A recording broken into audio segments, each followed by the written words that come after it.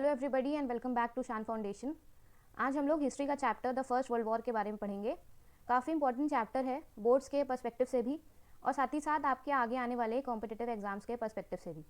देखो, ऐसा नहीं है कि इस वॉर के पहले कोई और वॉर हुई नहीं है, ठीक है, बट ये वॉर इतनी ज़्यादा इम्पैक्टफुल कैसे हो गई कि इसको फर्स्ट वर्ल्ड वॉर का नाम दे दिया गया।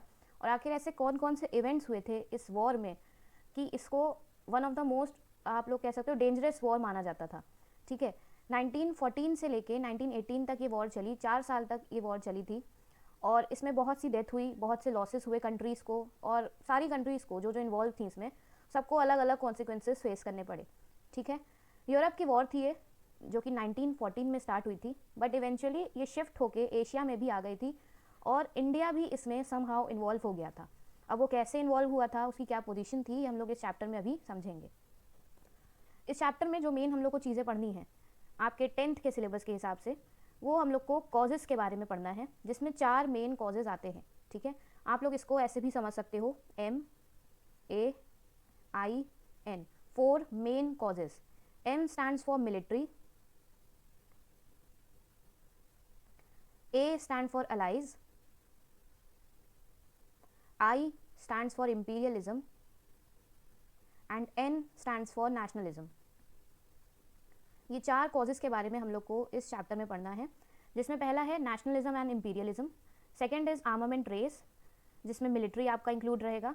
ठीक है, armament race and military, division of Europe जो अलाइज का टॉपिक है यहाँ पे, okay, and Sarajevo crisis. I say यहाँ पे जो हम लोग इंपीरियलिज्म समझ रहे हैं, इसके साथ साथ हम लोग यहाँ पे इमीडिएट कॉज भी लिख सकते हैं। ठीक है, इमीडिएट कॉज भी हम लोग इससे समझ सकते हैं। तो ये 4 कॉजेज़ है जिनके बारे में हम लोग को पढ़ना है। अगर आप लोग को आंसर राइटिंग अपनी अच्छी करनी है तो आप लोग नेशनलिज्म और इंपीरियलिज्म अलग अलग भी एक्सप्लेन कर सकते हो। अगर ज़्यादा मार्क्स का क्वेश्चन आता है तो आप लोग इन दोनों टॉपिक्स को अलग अलग भी एक्सप्लेन कर सकते हो। तो nationalism, imperialism, armament race, division of Europe and Sarajevo crisis, these are the causes of the first world war. ठीक है, आर्मामेंट रेस की बात करें, हम लोग जो गेम खेलते हैं जैसे COD हो गया, ठीक है, और उसके अलावा GTA, तो उसमें आर्म्स हम लोग यूज़ करते हैं, PUBG एक्सेट्रा एक्सेट्रा, ये सब जो गेम्स होते हैं इसमें हम लोग आर्म्स यूज़ करते हैं। Arms means weapons.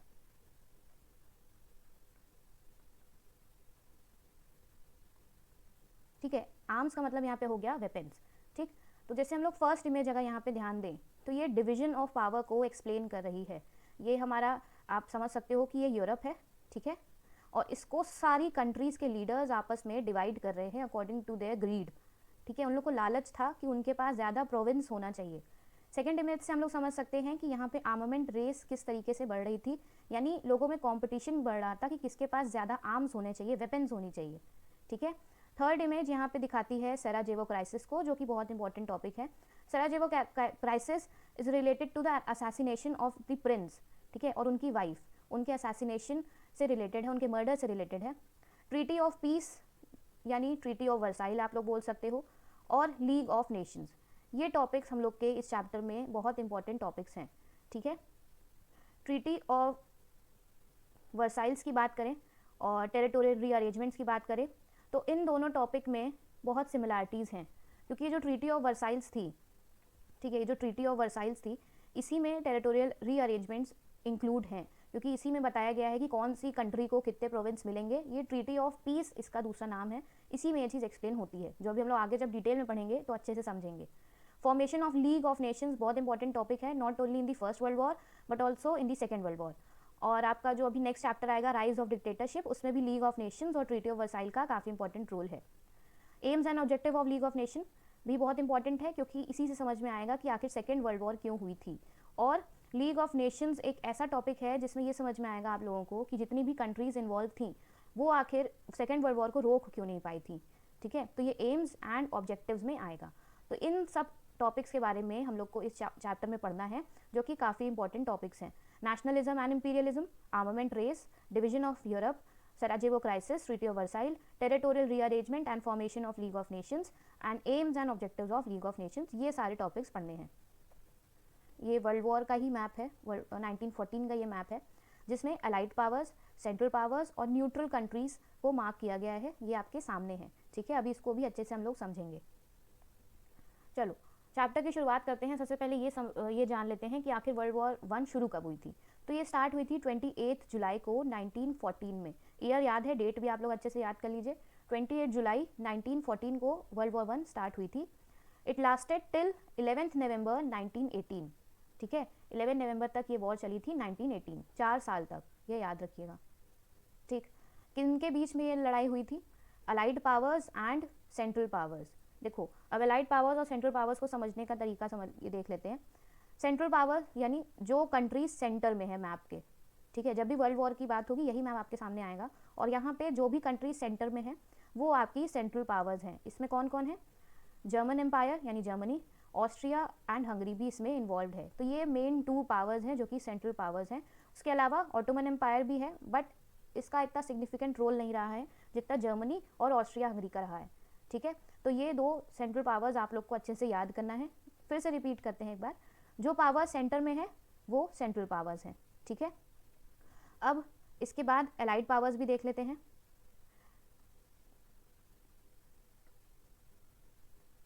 Allied powers में देखो, सबसे बड़ा एम्पायर जो कि है रशियन एम्पायर, ये तो आप लोग को अच्छे से याद कर ही लेना है। रशियन एम्पायर सबसे बड़ी कंट्री है, वो इसमें इन्वॉल्व है। ठीक है, एलाइड पावर्स में उनके साथ, उनके बिहाफ में ये वॉर में इंक्लूडेड है। France and Italy. ठीक है, फ्रांस, इटली, रशियन एम्पायर यानी रशिया, और ग्रेट ब्रिटेन।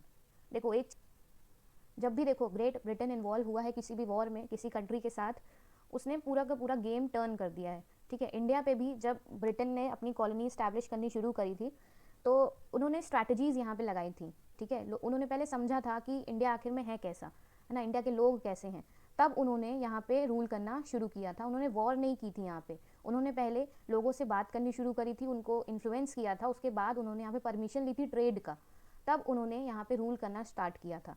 तो ब्रिटेन जब भी इन्वॉल्व हुआ है सारी चीज़ें पलट गई हैं, सारी चीज़ें टर्न हो गई हैं और अलग ही इमेज बन के आती है उस वॉर की।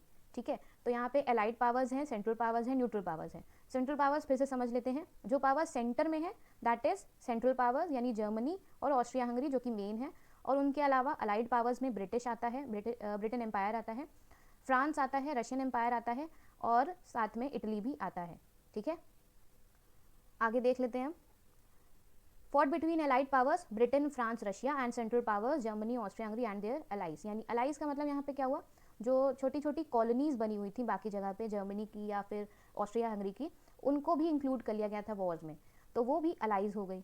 ठीक है, जैसे ब्रिटेन की उस समय पे अलाइज इंडियन थे, है ना, इंडियन पीपल थे, तो उन्होंने ब्रिटिशर्स ने इंडियंस को भी इन्वॉल्व कर लिया था वॉर में।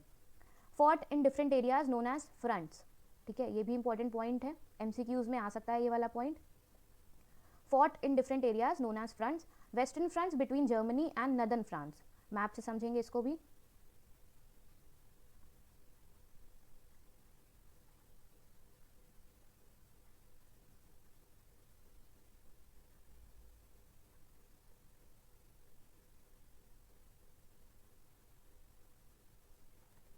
Western front between Germany and northern France. ठीक है, नॉर्दर्न फ्रांस यानी ये वाला पार्ट हो गया, और जर्मनी, तो नॉर्दर्न फ्रांस एंड जर्मनी के बीच में जो लड़ाई हुई थी वो वेस्टर्न फ्रंट। अब इसका नाम वेस्टर्न फ्रंट क्यों पड़ा है? क्योंकि देखो जर्मनी के वेस्ट में ये लड़ाई हुई है ना, तो इसीलिए इसका नाम वेस्टर्न फ्रंट पड़ा है। ये देखो ये वाला एरिया वेस्ट है, तो इसीलिए इसका नाम वेस्टर्न फ्रंट पड़ा है। ईस्टर्न फ्रंट की बात करें, दिस इज ईस्टर्न फ्रंट, तो इसका और रशिया का ये वाला पार्ट, वेस्ट पार्ट, इनमें जो लड़ाई हुई है this is known as eastern front. Western front जो जर्मनी के वेस्ट में है उसको बोला जाएगा, ईस्टर्न फ्रंट जो जर्मनी के ईस्ट में है उसको बोला जाएगा। तो फ्रांस के नॉर्दर्न पार्ट और जर्मनी के वेस्ट पार्ट में जो लड़ाई हुई है that is western front, and Germany के ईस्टर्न पार्ट एंड रशिया के वेस्टर्न पार्ट में जो लड़ाई हुई है that is known as eastern front. Western front between Germany and northern France, eastern front between Germany and Russian forces या Russian empire भी बोल सकते हो आप लोग। ठीक है, आई होप ये क्लियर है। फिर से देख लेते हैं एक बार। फ्रांस के नॉर्दर्न एंड जर्मनी के वेस्टर्न, इस एरिया में जो लड़ाई हुई है that is known as western front, and Russia के वेस्टर्न एंड जर्मनी के ईस्टर्न फ्रंट में जो लड़ाई हुई है that is known as eastern front. Okay, the outbreak of the first world war was a result of the numerous political tension.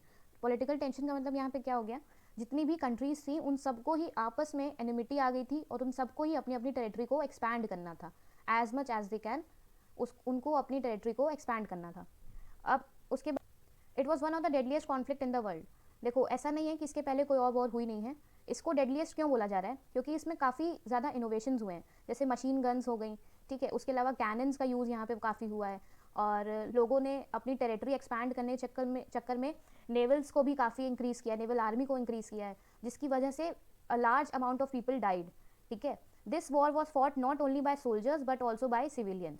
Civilians का मतलब देखो क्या होता है, जो नेटिव पीपल होते हैं किसी भी स्टेट के, कंट्री के या सिटी के, ठीक है। सिविलियंस मतलब जो वहाँ के नॉर्मल रहने वाले लोग हैं।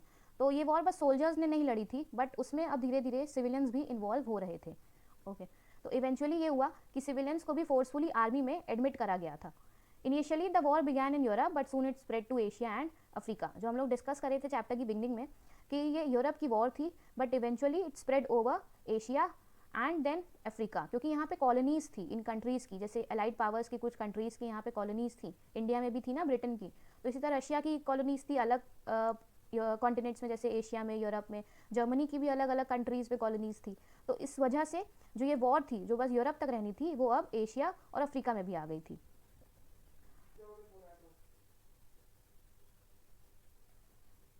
अब नेक्स्ट जो हम लोग टॉपिक पढ़ेंगे वो होगा causes of the first world war, ठीक है। अभी देखो हम लोग ने चैप्टर की एक रफ आउटलाइन तैयार कर ली है, अब हम लोग ने डिटेल में कुछ भी नहीं पढ़ा है ना। एक चैप्टर की अंडरस्टैंडिंग हम लोग ने कर ली है कि इस चैप्टर में है क्या और कैसे कैसे हम लोग को समझनी है चीज़ें। नेक्स्ट लेक्चर में हम लोग पढ़ेंगे causes of the first world war, जिसमें नेशनलिज्म हमारा पहला कॉज रहेगा। आपको ऐसे ही रेगुलर अपडेट्स मिलते रहेंगे, टिल देन स्टे कनेक्टेड। और इस चैप्टर में जो भी आपको डाउट हो, कुछ भी क्वेश्चन हो, आप लोग उसको कमेंट सेक्शन में बता सकते हैं। Thank you.